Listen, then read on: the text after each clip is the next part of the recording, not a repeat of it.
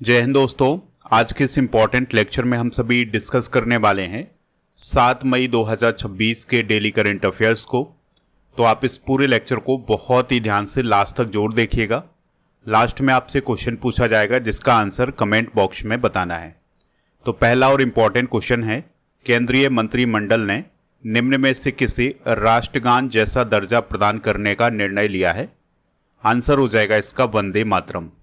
तो दोस्तों, वंदे मातरम गीत को राष्ट्रगान जैसा दर्जा देने का फैसला हाल ही में केंद्रीय कैबिनेट के द्वारा लिया गया है। तो इसमें क्या किया जाएगा कि जो राष्ट्रीय गौरव अपमान निवारण अधिनियम 1971 है, इसमें संशोधन किया जाएगा। तो अब नया नियम क्या है? तो बंकिम चंद्र चटर्जी द्वारा रचित वंदे मातरम पर वही नियम और प्रतिबंध लागू होंगे जो राष्ट्रगान के लिए हैं, और इनका उल्लंघन करना संज्ञेय अपराध माना जाएगा। वर्तमान कानून के तहत राष्ट्रीय ध्वज, संविधान या राष्ट्रगान का अगर कोई अपमान करता है तो उसे जेल, जुर्माना या दोनों की सजा का प्रावधान है। वर्तमान कानून के तहत जो व्यक्ति राष्ट्रगान के गायन में जानबूझकर बाधा डालता है उसे 3 साल तक की कैद, जुर्माना या दोनों हो सकते हैं।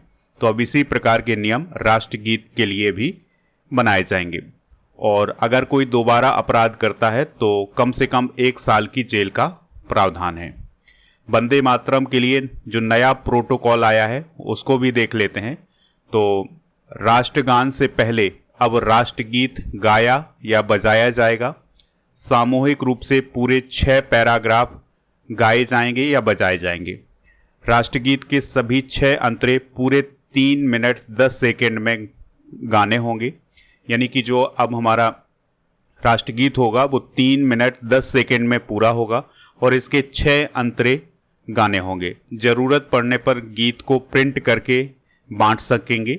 राष्ट्रगीत के दौरान सभी लोग सावधान की मुद्रा में खड़े रहेंगे। सरकारी स्कूलों में दिन की शुरुआत सामूहिक गायन से होगी। तो ये नया प्रोटोकॉल आया है वंदे मातरम को लेकर। अब जानते हैं कि कब कब गाया जाएगा राष्ट्रगीत। तो राष्ट्रध्वज को परेड में लाते समय, तिरंगा फहराते समय, किसी कार्यक्रम में राष्ट्रपति के पहुंचने पर, राष्ट्रपति के संबोधन से पहले और बाद में, राज्यपाल उपराज्यपाल के समारोह में, राज्यपालों के भाषण से पहले और बाद में, सिविलियन अवार्ड समारोह यानी भारत रत्न, पद्म विभूषण, पद्म भूषण, पद्मश्री के दौरान ये गाया जाएगा, और स्कूलों में कामकाज शुरू होने से पहले। ठीक है, तो ये हमारे राष्ट्रगीत को लेकर के कुछ नए नियम हैं, कुछ नए प्रोटोकॉल हैं, इनको आप जरूर नोट कर लीजिएगा। बात करते हैं राष्ट्रगीत की। तो वंदे मातरम भारत का राष्ट्रीय गीत है। वंदे मातरम की रचना बंकिम चंद्र चटर्जी ने 1876 में की थी। इसे सबसे पहले 1896 में कोलकाता के कांग्रेस अधिवेशन में रविंद्रनाथ टैगोर जी के द्वारा गाया गया था, और आज़ादी के बाद 24 जनवरी 1950 को वंदे मातरम को राष्ट्रीय गीत का दर्जा दिया गया था। अगला क्वेश्चन है, केंद्रीय मंत्रिमंडल ने सर्वोच्च न्यायालय में न्यायाधीशों की संख्या 33 से बढ़ाकर कितनी करने की मंजूरी दी है? आंसर हो जाएगा 37। तो दोस्तों, सर्वोच्च न्यायालय में जो न्यायाधीशों की संख्या है वो अब बढ़ जाएगी। तो अब न्यायाधीशों की संख्या 33 से बढ़कर 37 हो जाएगी, और मुख्य न्यायाधीश को मिलाकर ये संख्या 38 हो जाएगी। ठीक है, तो इसके लिए एक विधेयक लाया जाएगा संसद में। उसका नाम होगा सर्वोच्च न्यायालय न्यायाधीशों की संख्या संशोधन विधेयक 2026। तो ये पेश किया जाएगा, और बाद में फिर इसको जब मंजूरी मिल जाएगी तब सर्वोच्च न्यायालय में न्यायाधीशों की संख्या 33 से बढ़कर 37 हो जाएगी, और चीफ जस्टिस को मिलाकर के 38 हो जाएगी। इसमें क्या किया जाएगा कि 1956 के अधिनियम में संशोधन किया जाएगा। इसका उद्देश्य है मामलों के त्वरित निपटान और न्यायालय को सुलभ बनाना, यानी कि जो सर्वोच्च न्यायालय में मामले हैं उनको जल्द से जल्द निपटाया जाए और न्याय व्यवस्था को आसान बनाया जाए। इसके लिए न्यायाधीशों की संख्या सर्वोच्च न्यायालय में बढ़ाई जा रही है। इससे पहले 2019 में ये संख्या 31 से बढ़ाकर 33 की गई थी। सर्वोच्च न्यायालय की बात करें अगर हम, तो भारतीय संविधान के भाग 5 में संघीय न्यायपालिका का उल्लेख है। भारत के संविधान में सुप्रीम कोर्ट का वर्णन अनुच्छेद 124 से 147 तक किया गया है। सर्वोच्च न्यायालय भारत का सर्वोच्च न्यायिक निकाय है। 28 जनवरी 1950 को सुप्रीम कोर्ट का उद्घाटन हुआ था। भारत का सुप्रीम कोर्ट नई दिल्ली में स्थित है। वर्तमान में 53 मुख्य न्यायाधीश हैं, यानी चीफ जस्टिस ऑफ इंडिया हैं वर्तमान में जस्टिस सूर्यकांत। सर्वोच्च न्यायालय के मुख्य न्यायाधीश को भारत के राष्ट्रपति शपथ दिलाते हैं। सुप्रीम कोर्ट के न्यायाधीश 65 वर्ष की आयु तक पद पर रहते हैं। तो ये फैक्ट आप नोट कर लें। अगला क्वेश्चन है, इली बोलोजन किस देश के प्राइम मिनिस्टर थे जिनकी सरकार अविश्वास प्रस्ताव हारने के बाद गिर गई है? आंसर हो जाएगा रोमानिया। तो रोमानिया के प्राइम मिनिस्टर इली बोलोजन की जो सरकार थी वो अब गिर गई है, क्योंकि वहाँ की संसद में नो कॉन्फिडेंस मोशन आया था जो कि गिर गया है। तो इसके बाद उनकी सरकार, मतलब जो उनकी सरकार चल रही थी वो गिर गई है और देश में अब राजनीतिक अनिश्चितता का माहौल बन गया है। वो 2025 में प्रधानमंत्री बने थे और 2026 में उनकी सरकार गिर गई है। रोमानिया की बात करें तो यह यूरोप महाद्वीप का एक देश है और दक्षिण पूर्वी यूरोप में स्थित है। बुखारेस्ट इसकी कैपिटल है और नुकुसोरदान यहाँ के वर्तमान में प्रेसिडेंट हैं। रोमानियाई ल्यू यहाँ की करेंसी है। पड़ोसी देशों की बात करें अगर हम रोमानिया के, तो यूक्रेन, मोल्दोवा, हंगरी, सर्बिया और बुल्गारिया इसके पड़ोसी देश हैं। दोस्तों, रोमानिया 1 जनवरी 2007 से यूरोपीय यूनियन का मेंबर है और मार्च 2024 में ये शेंगेन क्षेत्र का पार्ट भी बना था। कुछ अंतर्राष्ट्रीय नियुक्तियां डिस्कस करते हैं। तो नेपाल के नए पीएम बालेंद्र शाह, बांग्लादेश के नए पीएम तारिक रहमान, कोसोवो के पीएम अल्विन कुर्ती, जापान की नई पीएम सानाए तकाइची, और ये सानाए तकाइची जापान की पहली महिला प्रधानमंत्री हैं। युगांडा के राष्ट्रपति योवेरी मुसोवेनी, यमन के पीएम सया मोहसिन अल जिंदानी, गिनी के राष्ट्रपति मामाडी डोम्बोआ। इसके अलावा चेक रिपब्लिक के पीएम आंद्रेज बाबिस, कैमरून के राष्ट्रपति पॉल बिया, मंगोलिया के प्रधानमंत्री उचराल न्याम ओशोर, म्यांमार के राष्ट्रपति मिन आंग लांग, थाईलैंड के नए प्रधानमंत्री अनुतिन चार्न बिराकुल और वियतनाम के राष्ट्रपति हाल ही में बने हैं तो लाम हाल ही में भारत की यात्रा पर भी आए थे। अगला क्वेश्चन है, अत्याधुनिक जहाज मरम्मत केंद्र का निर्माण कहाँ किया जाएगा? आंसर हो जाएगा वडीनार, गुजरात में। तो दोस्तों, अत्याधुनिक जहाज मरम्मत केंद्र का निर्माण गुजरात के वडीनार में किया जाएगा।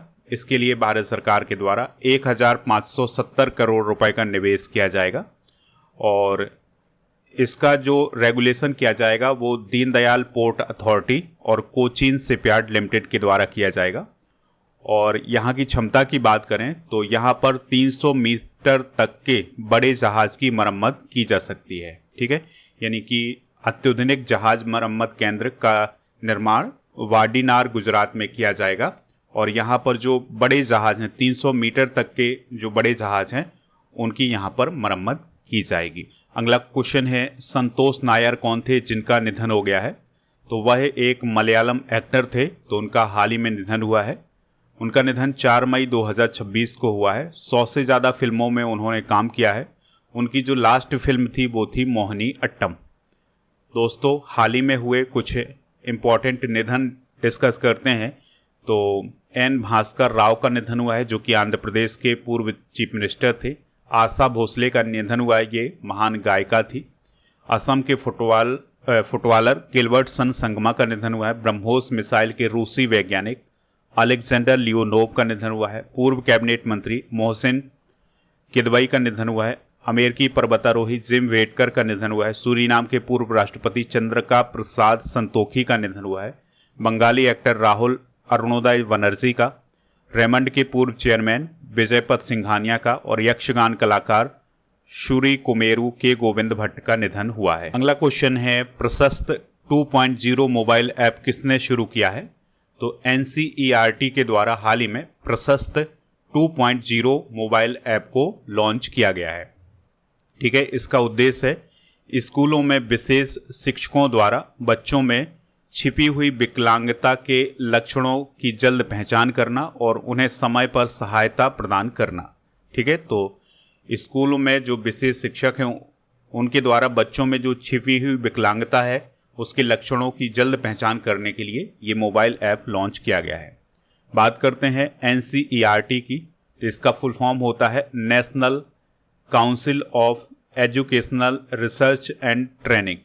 इसे राष्ट्रीय शैक्षिक अनुसंधान और प्रशिक्षण परिषद बोला जाता है। 1961 में इसकी स्थापना हुई थी। नई दिल्ली में इसका हेडक्वार्टर है। इसका उद्देश्य स्कूल शिक्षा के लिए पाठ्यक्रम और पाठ्य पुस्तकें तैयार करना। इसके वर्तमान में निदेशक हैं प्रोफेसर दिनेश प्रसाद सकलानी।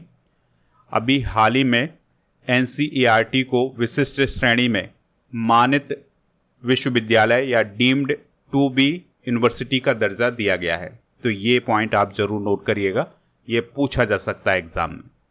अगला क्वेश्चन है, देश की पहली व्यावसायिक गैलियम नाइट्राइड डिस्प्ले सुविधा कहाँ स्थापित की जाएगी? तो दोस्तों ये धोलेरा गुजरात में स्थापित की जाएगी। तो हाल ही में इंडिया सेमीकंडक्टर मिशन के तहत गुजरात में 2 नई सेमीकंडक्टर परियोजनाओं को मंजूरी दी गई है, जिसके लिए 3,936 करोड़ रुपए का निवेश किया जाएगा। अब ये जो 2 नई सेमीकंडक्टर परियोजनाएं शुरू की गई हैं उसमें पहली परियोजना है जो कि धोलेरा गुजरात में शुरू की जाएगी। तो इसमें crystal matrix limited gallium nitride तकनीक पर आधारित देश की पहली commercial mini micro LED display इकाई स्थापित की जाएगी। जो दूसरी परियोजना है वो सूरत गुजरात में शुरू होगी, जिसमें सुची सेमीकॉन प्राइवेट लिमिटेड एक outsourced semiconductor assembly and testing इकाई स्थापित करेगी। यानी दोस्तों ये जो 2 परियोजना हैं ये सेमीकंडक्टर क्षेत्र की परियोजना है। और अगर हम बात करें इंडिया सेमीकंडक्टर मिशन की तो 2021 में इसकी शुरुआत हुई थी और इसका उद्देश्य भारत को इलेक्ट्रॉनिक चिप यानी सेमीकंडक्टर और डिस्प्ले मैन्युफैक्चरिंग का वैश्विक हब बनाना। अगला क्वेश्चन है, सांता मार्टा जलवायु सम्मेलन 2026 का आयोजन कहाँ किया गया है? तो इसका आयोजन सांता मार्टा कोलंबिया में किया गया है। ठीक है, और ये जलवायु से संबंधित सम्मेलन था तो इसलिए ये पूछा जा सकता है एग्जाम में। तो इसकी मेजबानी कोलंबिया और नीदरलैंड के द्वारा संयुक्त रूप से की गई है और इसका आयोजन सांता मार्टा कोलंबिया में किया गया था। इसमें 50 से अधिक देश शामिल हुए थे और इसका उद्देश्य था जीवाश्म ईंधन के उपयोग को समाप्त करने के लिए रोड मैप बनाना। यानी कि जो जीवाश्म ईंधन है उसका उपयोग कम से कम किया जाए, इसके लिए रोड मैप बनाया गया है इस जलवायु सम्मेलन में। और दोस्तों ये जो सम्मेलन आयोजित किया गया था ये COP30 यानी जो ब्राज़ील में COP30 हुआ था उस दौरान जो चर्चाएं हुई थी उसी से ये प्रेरित था।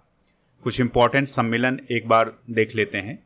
तो इंडिया AI इम्पैक्ट समिट 2026 नई दिल्ली में, 28 बार राष्ट्रमंडल पीठासीन अधिकारियों का सम्मेलन नई दिल्ली में, G20 शिखर सम्मेलन 2026 फ्लोरिडा मियामी अमेरिका में, और विश्व महासागर विज्ञान कांग्रेस 2026 गोवा में, एशियाई आर्थिक संवाद जो 2026 पुणे महाराष्ट्र में, नाटो अंकारा शिखर सम्मेलन 2026 तुर्की अंकारा में, और विश्व सरकार शिखर सम्मेलन 2026 दुबई UAE में, और 56वां विश्व आर्थिक मंच सम्मेलन 2026 दावोस स्विट्जरलैंड में आयोजित किया गया है।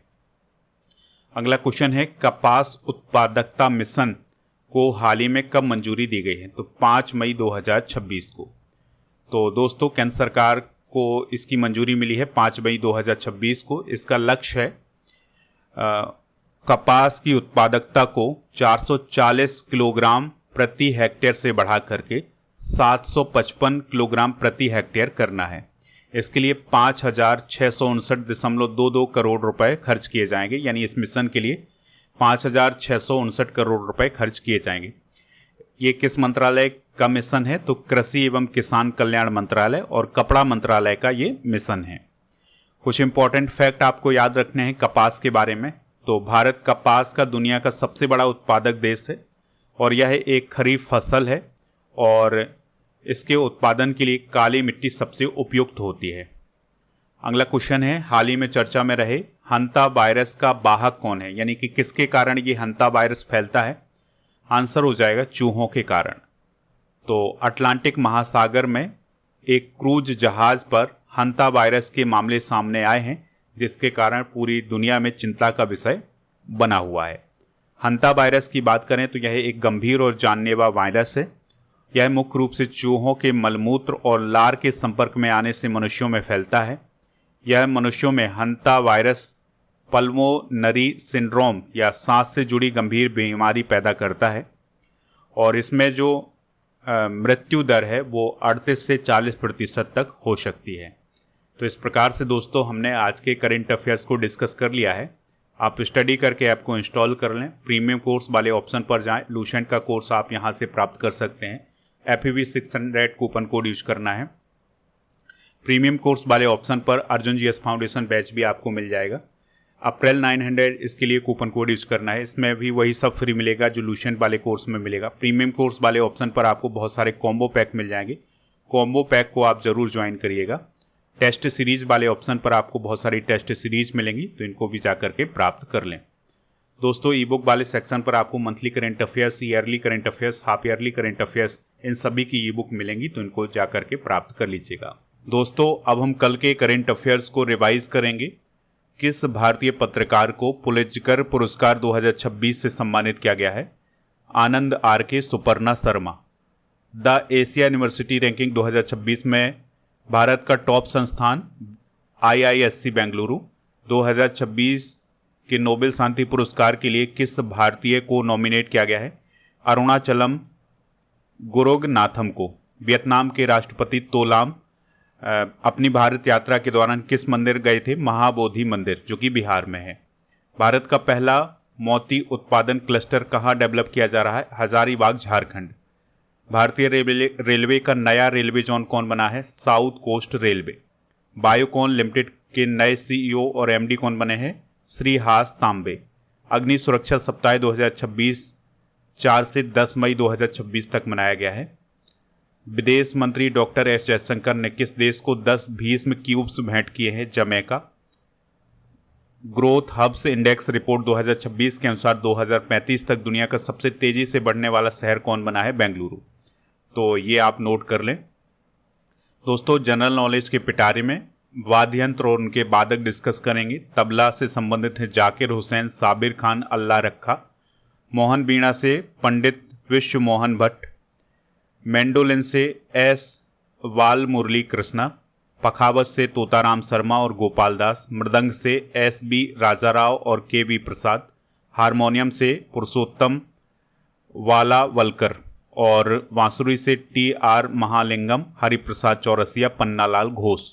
शहनाई से दयाशंकर, बिस्मिल्लाह खान और अली अहमद हुसैन। कल के करंट अफेयर्स में आपसे जो क्वेश्चन पूछा गया था उसका आंसर है जबलपुर, यानी पश्चिम मध्य रेलवे का मुख्यालय कहाँ है? जबलपुर में। तो लगभग सभी लोगों ने इसका आंसर जबलपुर बताया हुआ है। आज आपके लिए एक GK का क्वेश्चन है। आप बताइए अरालम वन्यजीव अभ्यारण्य किस प्रदेश में है? ठीक है, तो इसका आंसर आप जरूर दीजिएगा। इसको सर्च करिएगा कि ये है कहाँ। जब आप सर्च करेंगे तो आपको 4 से 5 चीज़ें और मिल जाएंगी। तो आप बताइए अरालम वन्यजीव अभ्यारण्य कहाँ पर है? दोस्तों आप स्टडी करके टेलीग्राम चैनल को भी ज्वाइन कर लें जिसका नाम स्टडी कर ऑफिशियल है, और ऐप पर ई बुक वाले सेक्शन पर आपको GK GS की ये सारी ई बुक मिल जाएंगी, इनको प्राप्त कर लें। हमारे जितने भी सोशल मीडिया प्लेटफॉर्म हैं उन पर भी हमें फॉलो कर लें। ऐप पर टेस्ट पास वाला ऑप्शन भी मिलेगा, तो वहाँ पर जा कर के बहुत सारे टेस्ट मिलेंगे, तो इनको जा कर के प्राप्त कर